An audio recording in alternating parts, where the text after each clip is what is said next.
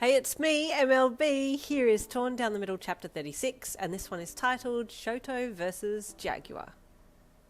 You stared at the bush that was nearby, your eyes glued to where you had heard the growl come from, but you couldn't see anything at that point. Presently you heard another low hiss that definitely sounded like an angry animal, and you panicked internally. Okay, I'm about to die. Shifting your weight, you winced, not exactly sure how to handle the situation at present. Okay. If I hold my hand out and touch whatever it is in the bush there, when it comes out, then I can activate my quirk on it and possibly bring it down before it eats me alive? Shakily you held a hand out, waiting for the creature to present itself.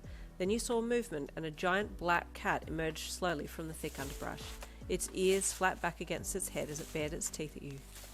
What the hell is that? Is that a jaguar? Black panther? They're not even native in Japan.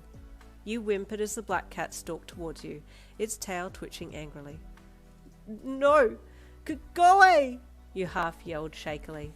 The cat growled and hissed again. All of a sudden a figure landed in front of you in a classic hero pose, ice shooting from his right hand that had slammed into the earth the minute he touched down.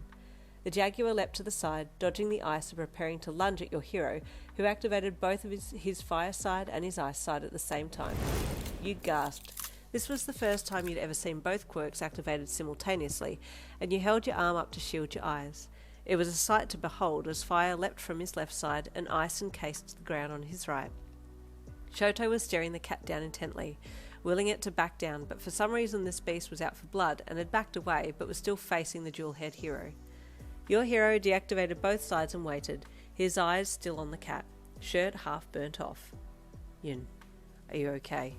He called back to you, not taking his eyes off the black beast in front of him. No, but I'm better now that you're here, you replied, tears welling up in your eyes. The cat crouched and pounced, with Shoto waiting for the last minute before activating his ice and freezing the beast on the spot. The second that he had encased the threat, he spun around to you, breathing heavily as he came over to you. The stress of the situation, coupled with the relief of being saved by the guy you adored and not being eaten alive, caused you to burst into tears again, and Shoto captured you in his arms as he knelt down beside you.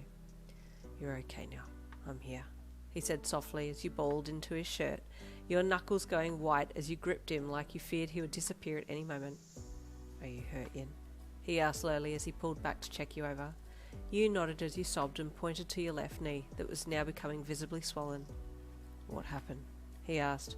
You tearfully told him how you had twisted your ankle and then fallen on your knee and then rolled down the cliff and then this stupid jaguar appeared and how you believed you were going to die. Shoto couldn't help but smile at your wild arm gestures and the way you babbled about what had happened while snot and tears rolled down your face. Can you move? He asked, his worried eyes watching your face gently as you tried to shift your own weight again. You grimaced and he placed a hand on your shoulder. Don't move, he commanded. He placed his right hand over your knee and activated his quirk again slightly.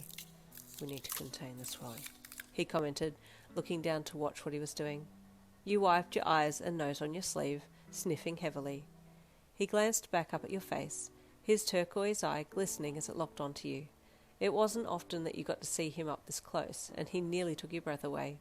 You just looked into his eye, then switched and looked into his grey eye. He just stayed transfixed on you. You're beautiful, he whispered quietly, throwing you completely with his gentle adoration, his left hand still softly holding your shoulder. I look like a potato with sweaty eyeballs, you replied in the most deadpan voice you could muster. I'll be honest with you, Yin.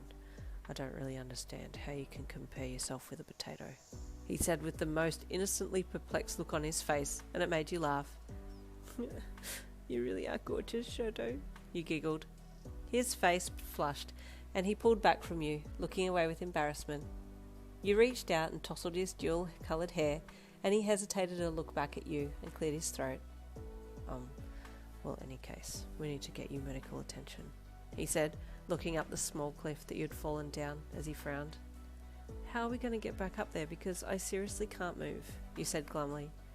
That is true, he replied. We'll listen for the next person that comes along the trail, and if we hear them we can call out for them to help, because I'm not leaving you. You smiled softly. Okay, sounds good.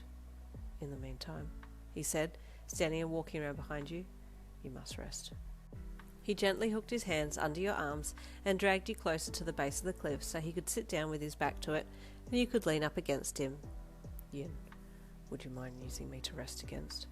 I don't want you to feel uncomfortable with being so close to me, he said softly in his monotone voice.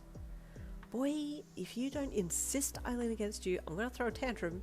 You reassured him that you would be very happy with being close to him, and then he positioned you between his legs so he could reach his right hand across your body and hold it to your left knee.